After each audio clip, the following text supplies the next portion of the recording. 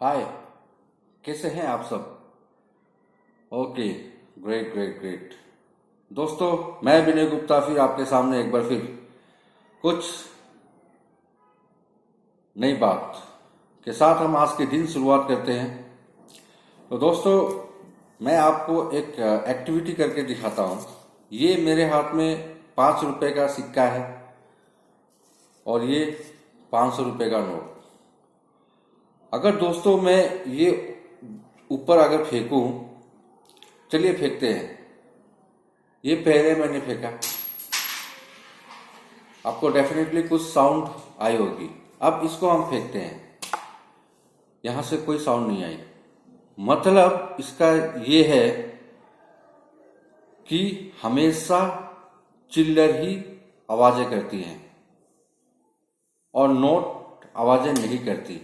इसका मतलब मैं आपको समझाता हूं कि जिनकी वैल्यू बड़ी होती है ना, चिल्लर से ज्यादा वैल्यू इसकी है। मेरे हाथ में 5 रुपए की कॉइन्स थे और ये एक 500 रुपए की नोट है, लेकिन वैल्यू इसकी ज्यादा है।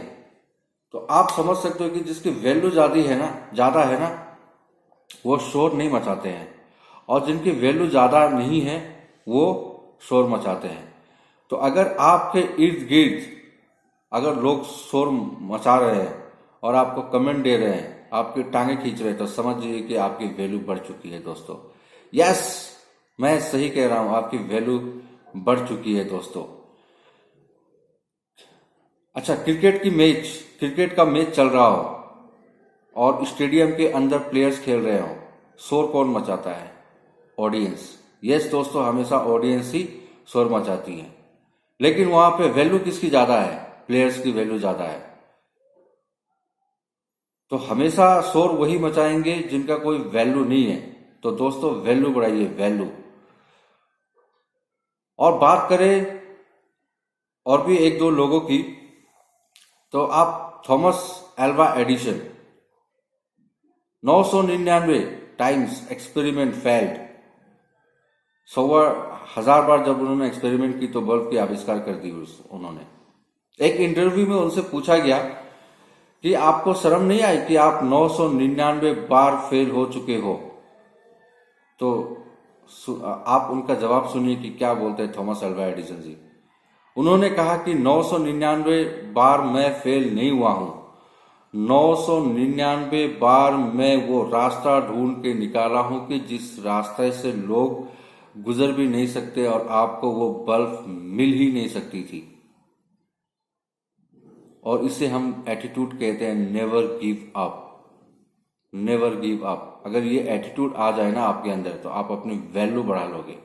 अब्राहम लिंकन, बंदा एक समय ऐसा था कि इतने डिप्रेशन में चला गया था कि उसके सामने कोई भी चीज रखे तो उससे वो अपने ऊपर हर्ट कर सकता था। अगर चाकू कहीं पे वो भूल जाता था ना, तो वो उस जगह से चला जाता था कि कहीं चाकू उठा के वो अपने आप को न मार ले। ये इस कंडीशन की डिप्रेशन में चला गया था वो। हर जगह फेलुअर, हर जगह फेलुअर, बिजनेस में फेलुअर। फिर पॉलिटिक्स में आए, पॉलिटिक्स में बहुत बार उन्होंने कंटेस्ट किया, लेकिन एटीट्यूड, नेवर गिव अप। और वो ऐसे एक प्रेसिडेंट बने जो आज भी यूएस को इन्फ्लुएंस करते हैं, या पूरे देश को इन्फ्लुएंस, पूरे वर्ल्ड को इन्फ्लुएंस करते हैं। एक अकेला प्रेसिडेंट जो आज तक नहीं बना। एपीजे अब्दुल कलाम जी, ये हमेशा से ही पायलट बनना चाहते थे। और जब पायलट की जब सिलेक्शन हो रही थी तो 9 लोगों ने गए थे, उनमें ये भी एक थे। 8 लोगों का सिलेक्शन हो गया और इनका सिलेक्शन नहीं हुआ। ये बहुत अफसोस करके आ रहे थे, तभी एक जेंटलमैन मिला इनको और कहा कि अगर तुझे ये पायलट की इसमें सिलेक्शन नहीं हुई तो जरूर ऊपर वाले ने तेरे लिए कुछ सोच के रखा है। और फिर एपीजे अब्दुल कलाम ने वही एटीट्यूड, नेवर गिव अप। और उसके बाद वो हमारे देश के प्रेसिडेंट बने। जब प्रेसिडेंट बने और जब वो उतर रहे थे अपने प्लेन से, तो नीचे बहुत सारे पायलट खड़ा होकर उनका वेलकम कर रहे थे।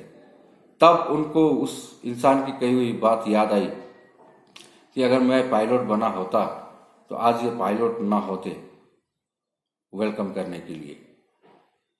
तो दोस्तों अपनी वैल्यू बढ़ाइए, वैल्यू। MS धोनी अगर वो टिकट कलेक्टर के रूप में ही अपनी जॉब को कंटिन्यू करता तो आज हम MS धोनी को इतने बड़े क्रिकेटर के रूप में नहीं देखते। Attitude, never give up.